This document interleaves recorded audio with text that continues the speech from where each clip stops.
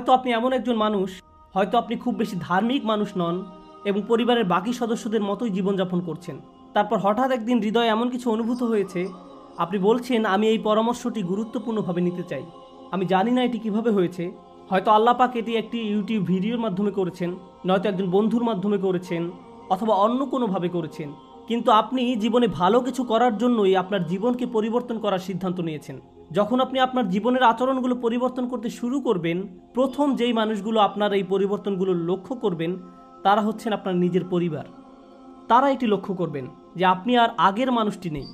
আপনি আগের মতো কথা বলেন না, আগের মতো আচরণ করেন না, আপনি পূর্বের জায়গাগুলোতেও আর যান না, আপনার আগের বন্ধুগুলো আর নেই। এবং এটি ঘটবেই যখন আপনি ইসলামের দিকে ধাবিত হবেন।